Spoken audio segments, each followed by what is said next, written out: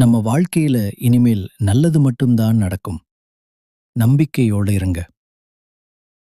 பொதுவாவே நம்மளோட விருச்சிக ராசிக்காரங்க தன்னுடைய சொந்த உழைப்பால் மட்டுமே வாழ்க்கையில மிகப்பெரிய வெற்றியை பெறக்கூடியவங்களா இருக்காங்க. அது மட்டும் இல்லாம நம்ம விருச்சிக ராசி நேயர்கள் கடவுளை கண்மூடித்தனமா நம்புவாங்க. அந்த பக்தி தான் அவங்களை காப்பாத்துதுன்னே சொல்லலாம். அதே போல மற்றவர்களின் உணர்வுகளுக்கு முறையான மதிப்பையும் மரியாதையையும் அளிக்கக்கூடியவங்களா ரொம்பவே நல்லவங்களா இவங்க இருக்காங்க. பார்க்கறதுக்கு அழகான தோற்றமும் ஒரு கெம்பீரமான ஆளுமை குணமும் கொண்டவங்களா இவங்க தலை நிமிர்ந்து வாழ்ந்துகிட்டு இருக்காங்க. சொல்லப்போனா ஒரு தலைமை பண்புக்கு மிக மிக பொருத்தமானவங்களா இருக்காங்க நம்மளோட விருச்சிக ராசிக்காரங்க. இவங்கள பொறுத்த வரைக்கும் தன்னோட வாழ்க்கையில எத்தனை பிரச்சனை வந்தாலும் எவ்வளோ கஷ்டம் வந்தாலும் அதை பற்றி துளி கூட கவலைப்பட மாட்டாங்க. ஆனா தனக்கு தெரிஞ்ச தனக்கு மிகவும் நெருங்கிய ஒரு உறவின் வாழ்க்கையில ஒரு சின்ன பிரச்சனை வருதுன்னு வச்சுக்கோங்க, உடனே பதறி போய் ஓடி போய் உதவி செய்யக்கூடியவங்களா இவங்க இருப்பாங்க. இவ்வளவு அற்புதமான தங்கமான குணங்களை கொண்டுள்ள என் அருமை விருச்சிகம் ராசிக்கார அன்பர்களே, எல்லாரும் எப்படி இருக்கீங்க? நலமா இருக்கீங்களா? என்னம்மா நீங்க எங்களை பார்த்து நலமா இருக்கீங்களான்னு கேக்குறீங்க? நாங்க எங்க அம்மா நலமா இருக்கோம். எங்க வாழ்க்கையில் இருக்கக்கூடிய தீராத பிரச்சனையில நாங்க உயிரோட வாழ்றதே பெரிய விஷயம் தெரியுமா? இதுல நிம்மதி, சந்தோஷம் அப்படிங்கிற பேச்சுக்கெல்லாம் எங்க வாழ்க்கையில துளி கூட இடமே கிடையாதுமா அப்படின்னு நீங்க கலங்கி போய் உங்க மனசுல வேதனையோடு நினைக்கிறது எனக்கு நல்லாவே புரியுதுங்க. ஆனா கவலைப்படாதீங்க. உங்க வாழ்க்கையில் இருக்கக்கூடிய அத்தனை பிரச்சனைகள், துன்பங்கள் எல்லாமே இந்த மாதம் ஏற்படக்கூடிய ஒரு அற்புதமான கிரகநிலை மாற்றத்தின் மூலமாக இருந்த இடம் தெரியாம காணாமல் போக போகுது. இது சத்தியம். உங்களுடைய நீண்ட நாள் ஆசைகள், கனவுகள் எல்லாமே இனிமேல் ஒவ்வொன்றாக நிறைவேறப் போகுது. உங்க வாழ்க்கையில இதுநாள் வரைக்கும் தடைப்பட்ட அனைத்து காரியங்களுமே இனி வரக்கூடிய காலங்கள்ல எந்தவிதமான தங்கு தடையும் இன்றி விறுவிறுப்புடன் நடக்கப் போகுதுங்க. என் அன்பு விருச்சிகம் ராசிக்கார நேயர்களே, நீங்க எப்பவுமே மன வலிமையுடன் இருக்கணுங்க. அது ரொம்ப முக்கியம். மன வலிமை மட்டும் குறைஞ்சா சுனாமி போன்ற பேரழிவுகள் நம்ம மனசுல ஏற்படலாம்.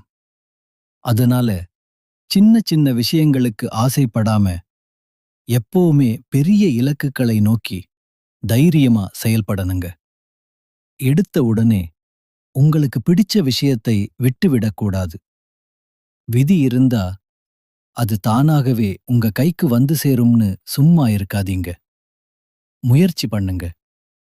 பொதுவா ஒவ்வொரு 14 வருடங்களுக்கும் ஒரு முறை மனுஷங்க வாழ்க்கையில பெரிய மாற்றங்கள் ஏற்படுங்க. அந்த வகையில இனி உங்களுக்கு நல்ல மாற்றம் காத்திருக்கு. விருச்சிகம் ராசிக்கார நேயர்களே, ஒருவேளை உங்க வீட்ல கண் திருஷ்டியோ இல்ல துஷ்ட சக்தியோ இருந்தா வீட்ல ஒரு விதமான கெட்ட வாடை வரும். அப்படி இல்லைன்னா அடிக்கடி கையில் இருக்கும் பொருள் தவறி விழுந்து உடையும். இதையெல்லாம் பார்த்து நீங்க பயப்படாம வாரம்தோறும் செவ்வாய் மற்றும் சனிக்கிழமைகள்ல உங்க வீட்ல சாம்பிராணி புகை போடணுங்க. சாதாரணமா இல்லாம வீட்ல நாட்டு மருந்து கடைகள்ல கிடைக்கக்கூடிய நல்ல தரமான சாம்பிராணிய வாங்கி அது கூட தணல் போடக்கூடிய கரித்துண்டு மற்றும் வாசனை மிக்க பச்சை கற்பூரத்தை பயன்படுத்தி வீடு முழுவதும் மூலை முடுக்கு விடாம நல்ல புகை போடணுங்க. இதை நீங்க தொடர்ந்து ஒரு 8 வாரங்களுக்கு செய்யணுங்க. செய்து முடிச்சிட்டு 9வது வாரம் ஆஞ்சநேயர் கோயிலுக்கு போய் ஹனுமானுக்கு மனதார பூஜை செய்து அவருக்கு வடமாலை சாத்தூணுங்க. அது மட்டுமில்லாம வாயில்லா ஜீவன்களான குரங்குகளுக்கு உங்களால முடிஞ்ச வாழைப்பழம் வாங்கி கொடுக்கலாங்க. இது பெரிய புண்ணியத்தை தரும். அடுத்ததா, வெள்ளிக்கிழமை இல்லைன்னா சனிக்கிழமை அன்னைக்கு கடைகள்ல கிடைக்கக்கூடிய சொர்ண விளக்குல சாண தீபம் ஏற்றணுங்க.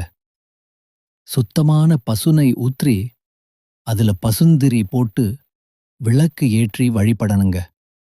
மறுநாள் அந்த விளக்கு எரிந்த சாம்பலை எடுத்து தண்ணீரில கரைத்து விடணுங்க. தினமும் நீங்க ராத்திரி தூங்க போகும்போது நெற்றியில விபூதி இட்டுக்கொண்டு தூங்கணுங்க. அந்த ஹனுமனை கெட்டியா பிடித்து கொள்ளுங்க. தினமும் அவருடைய மந்திரத்தை வாய் விட்டு சொல்லுங்க. அப்படி செஞ்சீங்கன்னா உங்கள் வீட்டை எந்தவிதமான கெட்ட சக்தியும் நெருங்கவே நெருங்காதுங்க. எப்பவுமே நல்லதே நினையுங்க. நிச்சயமா உங்களுக்கு நல்லதே நடக்குங்க. உங்களுடைய எண்ணங்கள் தான் உங்களுடைய வாழ்க்கையில செயல்களா நடக்கப் போகுது. அதனால எப்போதுமே நேர்மறை எண்ணங்களை மட்டும் உங்களுடைய ஆழ மனசுல விதைங்க. என்னால செய்ய முடியும், என் வாழ்க்கையில கண்டிப்பா எனக்கு வெற்றி கிடைக்கும் அப்படிங்கிற மாதிரி நல்ல நேர்மறையான எண்ணங்களை உங்களுடைய மனசுல ஆழமா பதிய வைங்க. நிச்சயமா உங்கள் வாழ்க்கையில நேர்மறையான நிகழ்வுகள் மட்டும்தாங்க நடக்கும். ஒருவேளை உங்கள் வீட்டில் தீய சக்திகள் நடமாட்டம் இருப்பதாக உங்களுக்கு தோன்றினால், நீங்க வீட்ல என்னென்ன தெய்வ புகைப்படங்களை வைக்கலாம் அப்படிங்கறத பத்தி இப்ப தெளிவா தெரிஞ்சுக்கலாங்க. முதல்ல, காஞ்சி காமாட்சி அம்மன். எப்பேற்பட்ட தீய சக்திகளையும் அழிக்கக்கூடிய மகாசக்தி இந்த காமாட்சி அம்மன் தெய்வத்துக்கு இருக்கு. இவங்கள வீட்ல வச்சு வழிபட்டா தைரியம் மற்றும் பாதுகாப்பு தரக்கூடியதா இருக்கும். அடுத்ததா, காளி மற்றும் பத்ரகாளி. இந்த தெய்வங்களை வணங்குறதுனால கெட்ட சக்திகள் மற்றும் கண் திருஷ்டியை விலக்க இது ரொம்பவே உதவுது. நமக்கு இருக்கக்கூடிய பயம் மற்றும் தடைகளை நீக்க இது உதவுது. அப்புறம் மகாவிஷ்ணு. மன அமைதி மற்றும் பாதுகாப்பு தரக்கூடிய அற்புதமான தெய்வம் இவர். நமக்கு ஏற்படக்கூடிய எதிர்மறை எண்ணங்களை குறைக்கிறதுக்கு இந்த தெய்வம் உங்களுக்கு ஒரு பெரிய பாதுகாப்பா இருக்கும். அடுத்தது ஆஞ்சநேயர். தீய ஆவிகள் மற்றும் பயம் நம்மளை விட்டு விலக நம்மளுக்கு ஆஞ்சநேயர் என்றைக்கும் துணையா இருப்பாரு.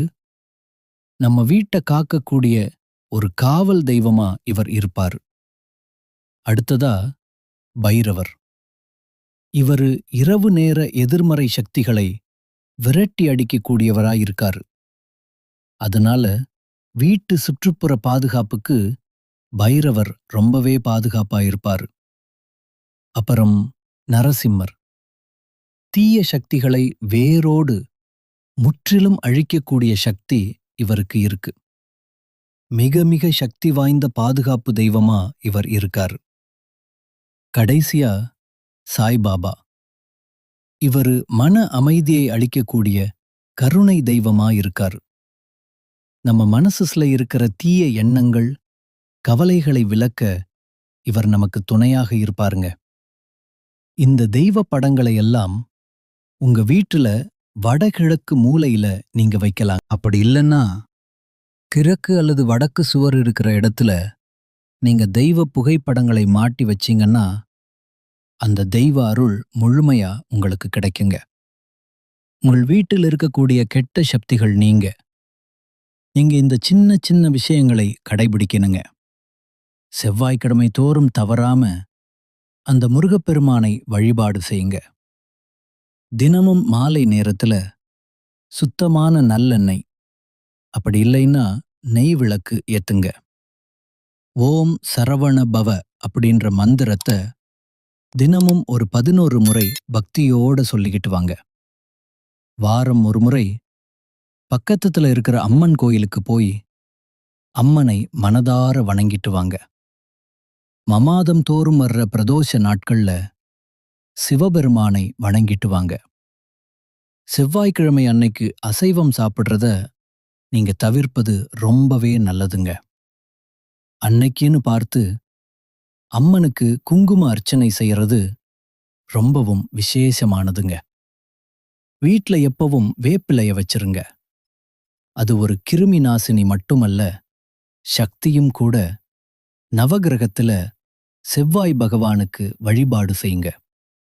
வீட்ல கண் திருஷ்டி பொம்மையை வாசல்ல தொங்க விட்டுருங்க.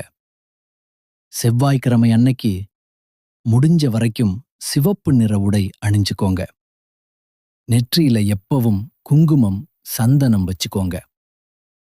வலது கையில ஒரு செம்பு காப்பு போட்டுக்கோங்க. இது உடம்புக்கும் நல்லது. வாரத்துக்கு ஒரு முறை ஞாயிற்றுக்கிழமையில கடுகு, உப்பு வச்சு திருஷ்டி சுத்தி போட்டுக்கோங்க. வீட்டை தினமும் குப்பை இல்லாம சுத்தமா வச்சுக்கோங்க. உடைந்த கண்ணாடி, பழைய பொருட்களை எல்லாம் தயவு செஞ்சு அகற்றிருங்க. நீங்க வெளியே போறதுக்கு முன்னாடி உங்க இஷ்ட தெய்வத்தை மனசுல நினைச்சிட்டு அதுக்கப்புறமா வெளியில கிளம்புங்க.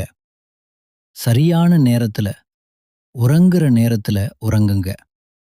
காலையில எழுந்ததும் வெறும் வயிற்றில வெதுவெதுப்பான வெந்நீர் குடிங்க. வாரத்துக்கு ஒரு நாளாவது நல்லெண்ணெய் தேய்த்து தலைக்கு குளிங்க.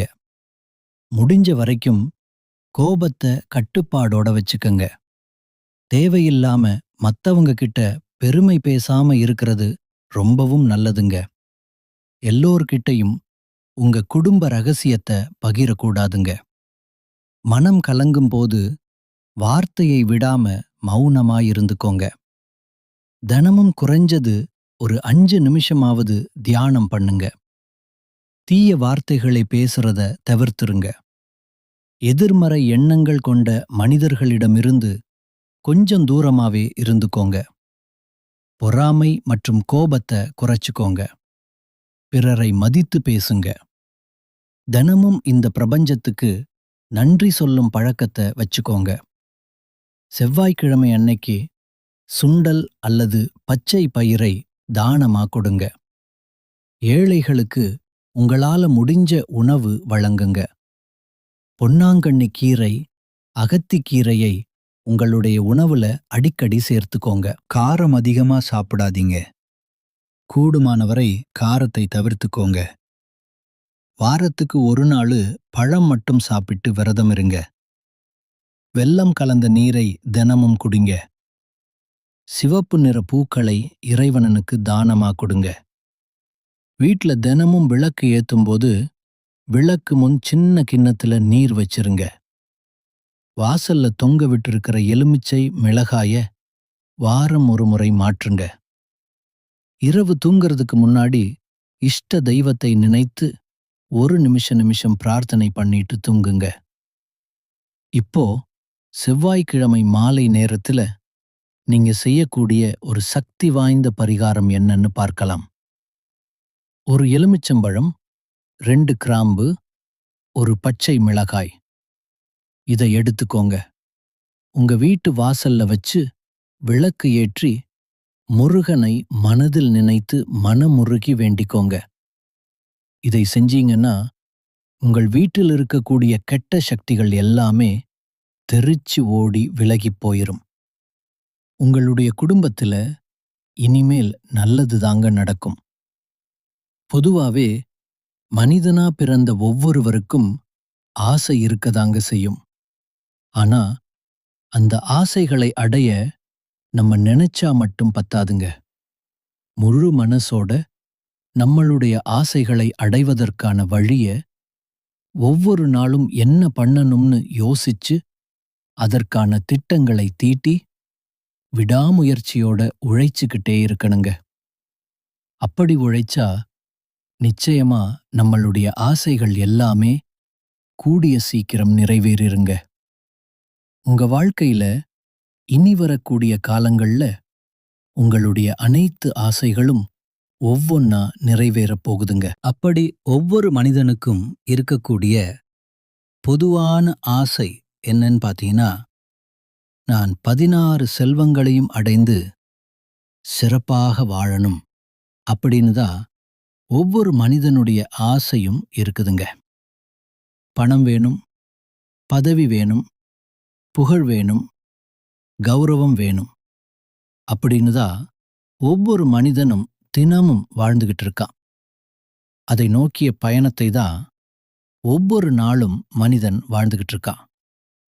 ஒவ்வொரு நாளையும் ரசிச்சு வாழ்றது கிடையாது. எந்த ஒரு மனிதனும் ஏதோ ஒரு போராட்டத்துல தாங்க இந்த உலகத்துல ஒவ்வொரு நாளும் வாழ்க்கைய வாழ்ந்துட்டு இருக்காங்க. இனி வரக்கூடிய நாட்கள்ல உத்தியோகத்தில் இருப்பவர்களுக்கு அலுவலகம் தொடர்பான பயணங்கள் செல்ல வேண்டிய ஒரு சூழ்நிலை உருவாகப் போகுதுங்க. அந்த பயணங்கள் மூலம் உங்களுக்கு சாதகமான பலன்கள் நடக்கப் போகுதுங்க. குடும்பத்தில் இதுநாள் வரை இருந்து வந்த மனம் நோகும்படியான சூழ்நிலைகள் எல்லாம் இப்ப மாறப்போகுதுங்க. தாய் மாமன் வழி உறவுகளின் மூலம் உங்க குடும்பத்தில சுப நிகழ்ச்சிகள் நடக்கப் போகுதுங்க. உங்க வாழ்க்கையில சந்தோஷமான நிகழ்வுகள் அடுக்கடுக்கா நடக்கப் போகுதுங்க. உங்க வாழ்க்கையில் இத்தனை நாள் இருந்த கவலைகள், கண்ணீர் எல்லாம் இனி மறையப் போகுதுங்க. உங்களுடைய ஆசைகள், கனவுகள் எல்லாமே நிறைவேறக்கூடிய மாதமாக உங்களுக்கு இந்த மாதம் அமைஞ்சிருக்குதுங்க. இதுல ஒரு சின்ன எச்சரிக்கை. கணவன் மனைவிக்கு இடையே எதிர்பாராத மன வருத்தங்கள் ஏற்பட்டு நீங்க போகுதுங்க. அதனால பொறுமையையும் பொறுப்பையும் கடைபிடித்தால் உங்களால வாழ்க்கையில் முன்னேற முடியுங்க. பிள்ளைகள் பற்றிய கவலை உங்களுடைய மனசுல கொஞ்சம் உண்டாக போகுதுங்க. நிதானமாக அனைத்து காரியங்களையும் செஞ்சு வந்தீங்கன்னா உங்க வாழ்க்கையில நீங்க சீக்கிரமா வெற்றியாளரா, சாதனையாளரா மாறிடலாங்க. குலதெய்வம் எங்கேயோ இருக்குது, என்னமோ இருக்குது அப்படின்னெல்லாம் நீங்க நினைக்க வேண்டாங்க. நீங்க எங்க இருந்தாலும் ஒரு தீபம் ஏத்தி வச்சு அந்த தீப ஒளியில தெய்வங்கள் இருக்கிறாங்க அப்படின்னு நினைச்சு மனதார வழிபாடு செய்யுங்க. குலதெய்வமே தெரியாவிட்டாலும் பரவாயில்லை. வீட்ல தீபம் ஏற்றி வச்சு ஏதாவது ஒரு நல்ல நாள்ல எங்க குலதெய்வமே எங்களை காக்கவான்னு நினைச்சு வழிபாடு செய்யுங்க. குலதெய்வ வழிபாடு உங்க குலம் காக்குங்க. உங்க குலம் தழைக்கும். முதல்ல குலதெய்வம், அப்புறம் இஷ்டப்பட்ட தெய்வம், அப்புறம் உங்களுக்கு விருப்பப்பட்ட தெய்வங்க. இதை மாற்றி செய்தா எந்த கோயிலுக்கு போனாலும், என்ன பரிகாரம் பண்ணாலும் வாழ்க்கையில ஏற்றம் இல்ல அப்படின்னு நீங்க வருத்தப்பட்டு சொல்லுவீங்க. அதனால குலதெய்வத்தை மறக்காதீங்க. தினமும் காலையில எந்திரிச்ச உடனே சூரிய பகவானை நமஸ்காரம் பண்ணுங்க. அவங்களுடைய அனுக்கிரகம் இருந்தா போதும். மற்ற கிரகங்கள் எல்லாம் சாதகமா இல்லைனா கூட பரவாயில்ல. அந்த சூரியனுடைய பிரகாசம் உங்க வாழ்க்கையவே பிரகாசமா மாத்திருங்க. அந்த வெளிச்சம் உங்களை வந்து சேருங்க. உங்க வாழ்க்கையில் இருக்கக்கூடிய கண்ணீர் எல்லாம் பனி போல கரைஞ்சு போயிருங்க. கண்டிப்பா உங்களுக்கு நல்லதே நடக்கும். நல்லது மட்டும்தான் நடக்கும். நன்றி, வணக்கம்.